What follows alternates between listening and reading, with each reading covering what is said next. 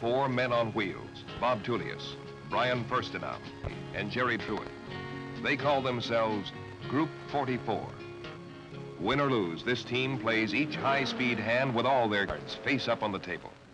They give the loyal opposition more than an even break, but they play to win. They play for keeps.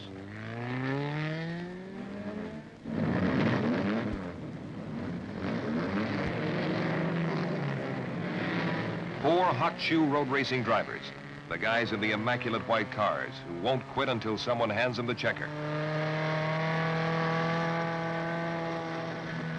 They call themselves Group 44. The loyal opposition calls them the White Wave.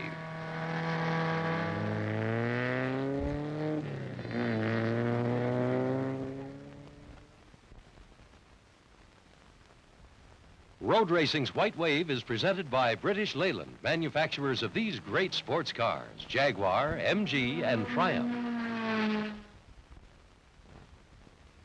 If you're thinking about buying a Triumph Spitfire because it's a national racing champion, don't be contemptuous of those who buy it for its Michelotti's styling.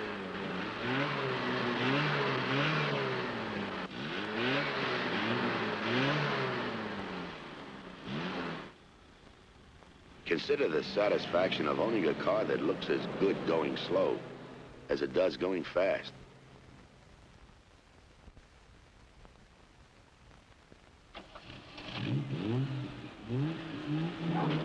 Triumph contrived this demonstration to show you how fast the Triumph TR6 stops, shifts, and turns.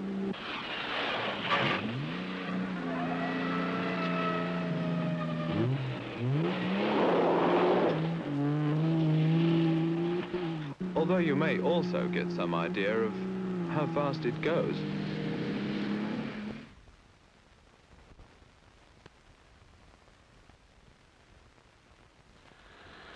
Monterey, California, one of the West Coast's most magical names, a name that triggers visions of untamed seascapes and untouched sun-bleached beaches. The Monterey Peninsula is also the site for another kind of vision, one of the most attractive stops on the Sports Car Club of America's Speed Tour, an undulating black asphalt ribbon called Laguna Seca.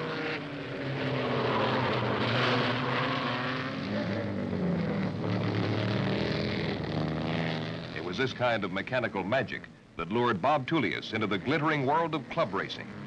My father took me to an auto race one time. The fellow that won the race was an uncle of a friend of mine who lived a few blocks away from my house. The very next day, I was over at that garage looking at those cars, wishing so hard that tears came to my eyes sometimes that they would ask me just to touch it or to wipe a wheel off or to sit in it. If I ever sat in it, I'd have never got out of it. I get in a race and for 30 minutes, I can't really tell you all about what's going on. I know what's going on out there because I feel it in the seat of my pants and my hands and the sound of what's going on, the smells. It's just a very natural thing for me to be doing.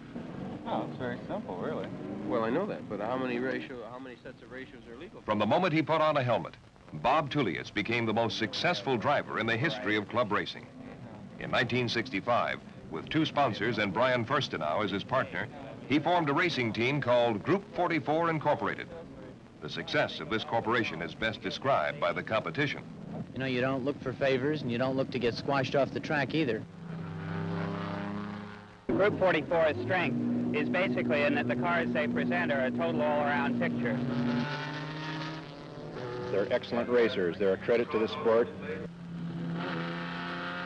I think our cars, as a rule, have somewhat more horsepower, but their cars work, as a general rule, really, really well.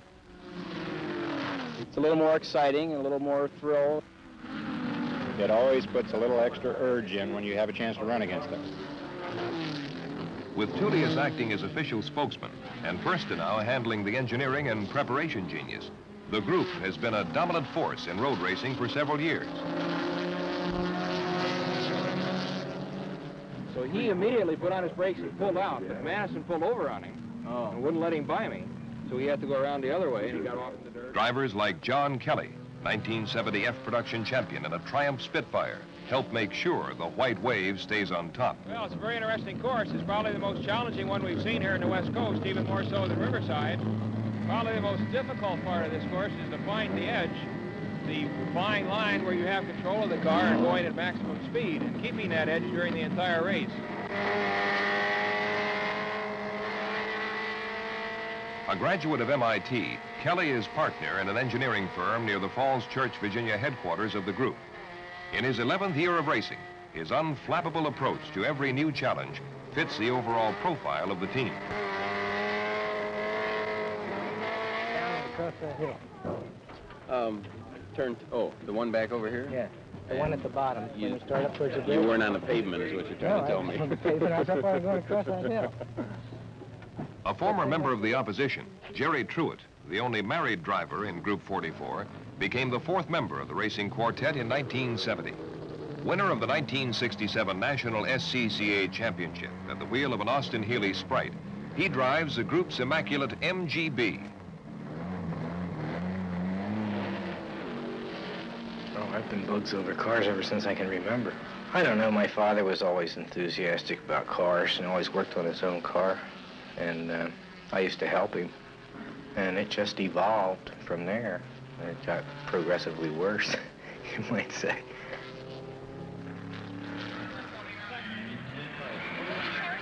At Laguna, Truitt met some of the West Coast's fastest machinery, led by the Joe Huffaker-prepared MGB of John Woodner, black number 29.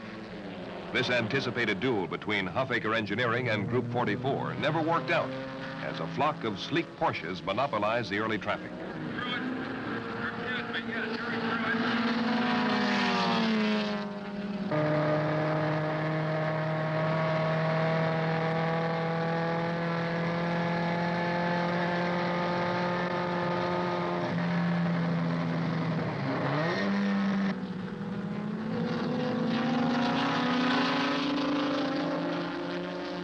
Looking for his 4th win of the season, Truitt picked his spots and roared up through the pack.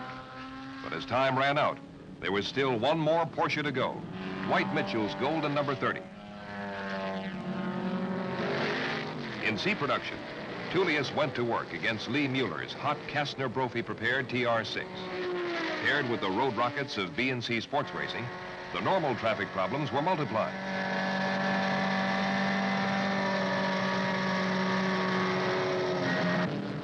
I started out knowing that if I got stuck behind any of the slower modified cars that I was going to be in a lot of trouble unless the other guys got stuck too.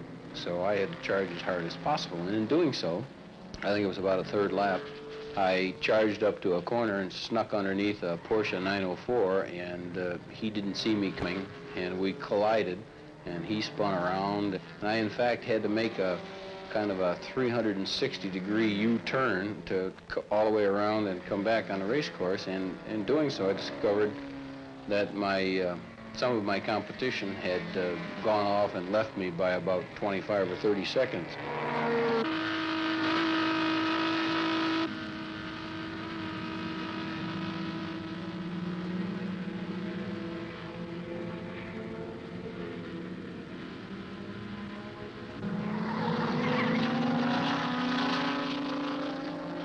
Blasting back into contention, Tullius swept past a pair of Z cars into 3rd place and aimed for the leaders, Mueller's TR6 and a mid-engine Porsche driven by Richard Hay.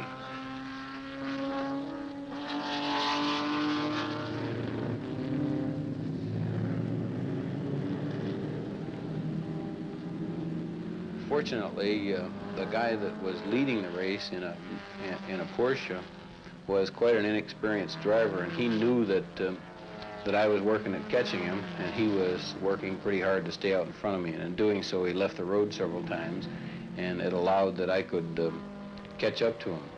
I was within about a half a second of his rear bumper when all of a sudden I came around a corner and everybody was stopped in the middle of the racetrack, which was a little, and you didn't quite figure out what was happening until I was told that the communication facilities at the racetrack had malfunctioned in some way, and they red flagged the course, which means you stop immediately.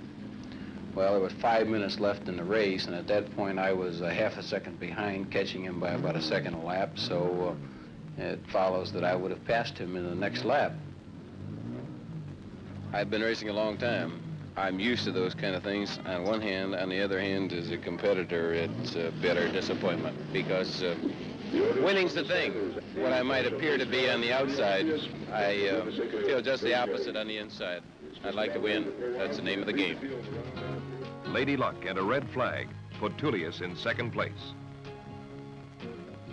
Their high-speed act on the West Coast completed, the group headed home, 3,500 miles away. An endless, flat-out summer of 12 events and 48 races was just ahead.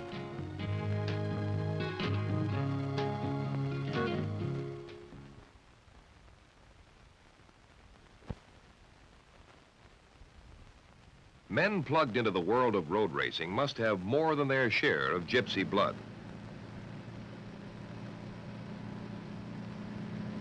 Drivers like Jerry Truitt frequently find themselves fighting traffic instead of the loyal opposition. The only problem is the bouncing. Your head will get bobbing back and forth, and that's where it really bothers me. After 12 or 14 hours of that, my neck just gets mighty sore.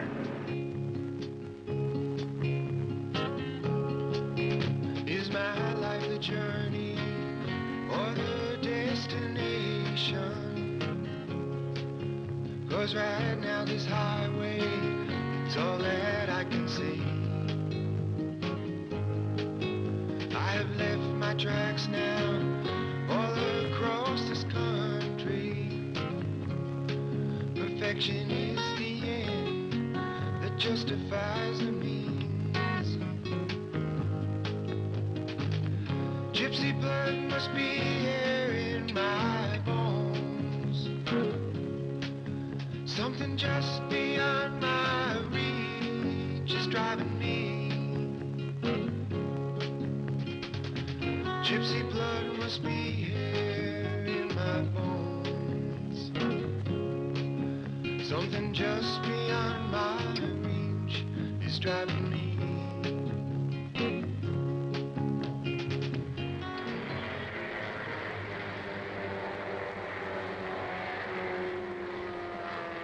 The White Wave's next stop, Lime Rock, Connecticut, where the key to success, according to Truitt, is something called consistency.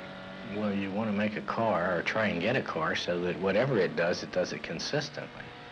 And if you can get it so that it will do the same thing every lap in the same corner, then you have a fighting chance of running a consistent race. It might not be quite as fast on any given lap as it could be, but over the entire race, the chances are you'll come out a lot faster. In their last 6 years of SCCA competition, the White Wave has won approximately 7 of every 10 starts. The engineering genius behind this unprecedented record is Brian Firstenow, a 2-time Sports Car Club of America national champion. Brian is also co-founder of Group 44 Incorporated. It's got a lot of potential, really. It's still rather young, development-wise. Do you think you'll be able to make any improvements in it after having driven it? Yes, some slight improvements. Change the brake ratio around, change the sway bar settings slightly. This was a familiar course, complete with the Northeast Division's toughest machinery and a long list of traditional rivals, including Bob Sharp.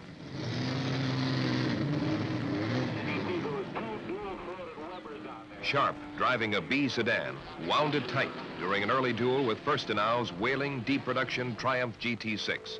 Even while leading their production classes, both men went after an overall win. I can't say that every time I go out in the car that I drive the car to its ultimate. You get a good weekend and you get a bad weekend. Some weekends you just can't do anything wrong. A lot of it's just the thrill of working a car to its absolute limit and knowing that you're doing it to its limit, and the feeling of the car when it's constantly right on the ragged edge. It's like you're, taking a chance and getting away with it sort of thing all the time, you might say. It's quite an exhilarating feeling. 10 minutes into the race, and Sharp's Datsun came unglued. Firstenow was a runaway and hide winner.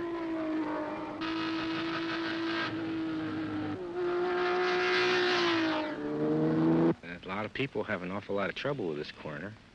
And like you said, if you get out in all these marbles that have been picked out of the road surface, it gets awfully slippery. Yeah, it's surprising how much small pebbles and dirt and things are up here. Waiting for their green light, Kelly and Truett inspected a portion of the resurfaced course. It almost feels like it's greasy and oily. You'd think the car would slide more than hold. Well, with all the ripples like this, I don't know how a tread surface can really conform to it, and it's got to conform to it pretty well just to hang on. It's like pieces are just being picked right out of the road surface. And you can see how rough it is here. That final 30 minutes of speed, the sweet electricity of competition, is just the icing on the cake. But the temperature never got over 220, and it went back a little bit. When I felt the water gushing down all over me, I looked at the temperature gauge, and it was 180. Practice over the new surface created some serious problems, but the team's pit magicians came to the rescue. The track is the only true test of this mechanical magic. Aiming for their 4th wins of the new season, Truett and Kelly rolled into action. Both drivers broke away from the pack early.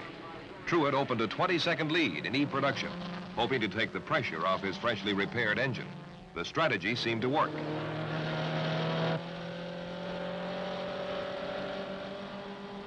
Kelly, his Spitfire firmly in charge, smoothly walked away from the other F-production hot shoes.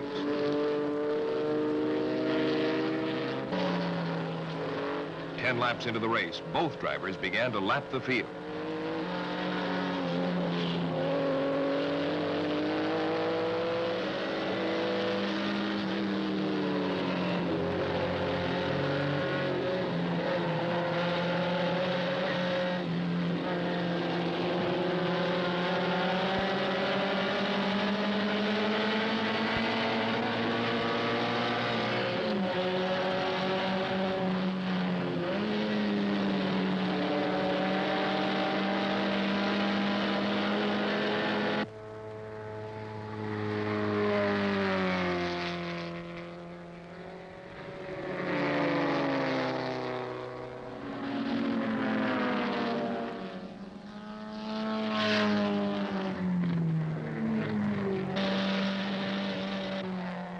Victory Lane was minutes away. For the supergroup, happiness is a winning weekend.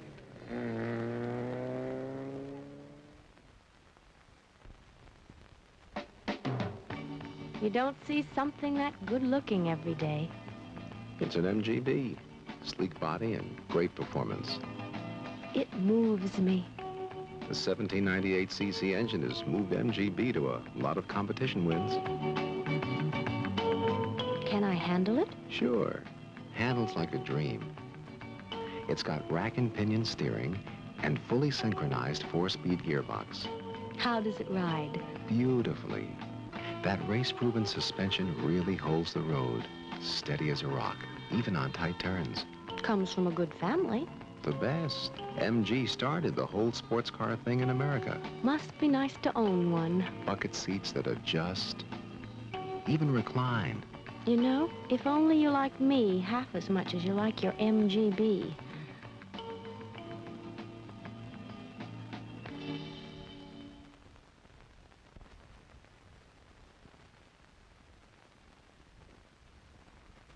Road racing's endless summer.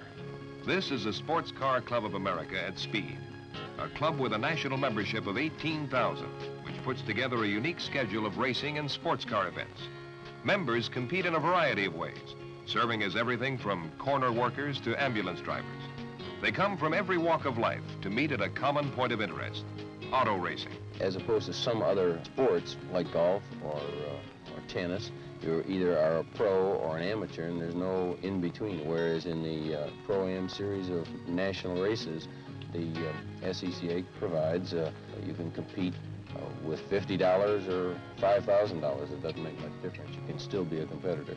When I was hurt playing football and I was unable to continue being a competitor in that area, I looked towards motor racing, and I started out with a TR3, a Triumph, and spent maybe $300 or $400 on it in order to get it suitable for racing. And I went on because of my desire to win, I suppose, and it turned out to be 4 race cars and a big truck.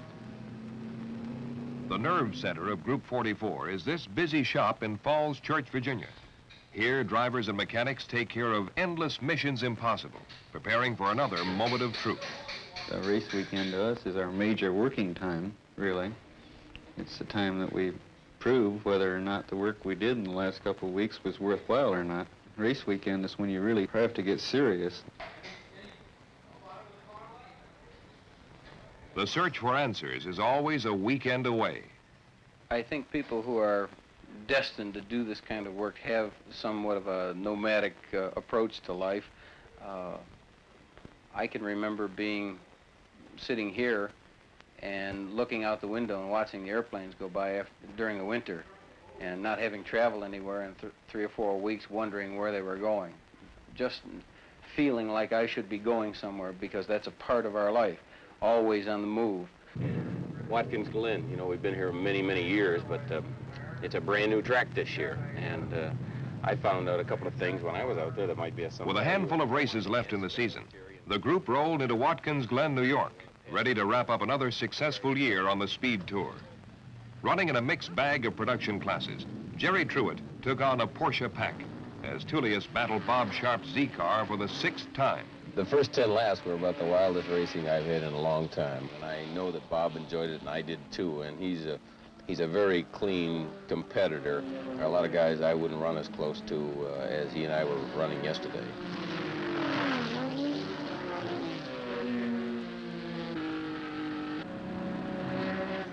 A snapped fan belt finally broke up the 150-mile-an-hour duel as Sharp pulled away with 5 minutes left in the race.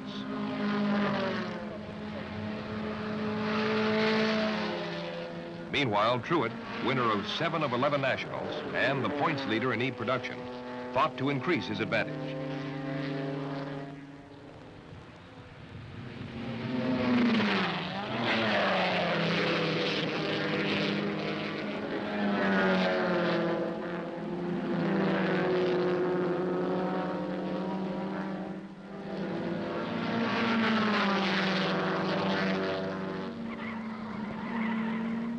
Bumped out of the groove late in the going, he was forced to settle for 2nd place.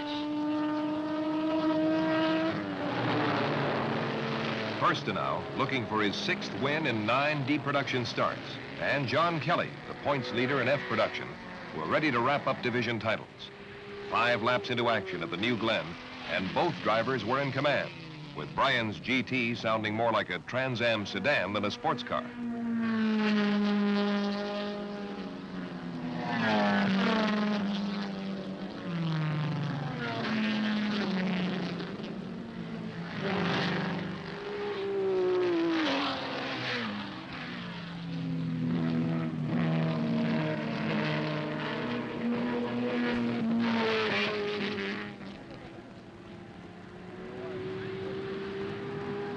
Endless days of preparation for 30 minutes of action and the chance to reach some indescribable level of perfection. This double win brought the team's total to 23 victory laps in 47 starts.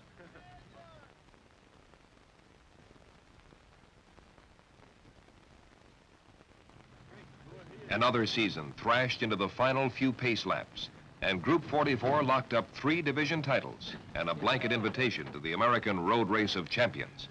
The supergroup continued to add to its already incredible track record. Road racing's white wave. Is my life a journey or the destination? Was right now this highway so that I can see. Let's go. I wake up to a little bit of drool on my pillow, feel like it's gonna be a bad day. Yeah, I'm tired of shit, and the coffee ain't hit yet, damn, ain't that great. I don't wanna go to work, cause my boss is a jerk, and I'm not even that paid. I need a change in my life, cause I don't feel alive, and there's nothing that makes me happy. Hold my beer for a minute, I'm about to quit my job, cash in for a ticket. I'm going on a trip, and I don't plan to visit. I'm gonna stay there till I feel like I'm winning, and this is just the beginning. I need a big change, help me feel like living. I need a big swing, home runs I'm hitting, and I'll never look back, moving on till I get it all. And we all got dreams, we all want things, but what you gonna do for it? How you gonna move for it? What you gonna be? And do you believe for membership information, contact the Sports Car Club of America. What you gonna do for it? How you gonna move for it? What you gonna be?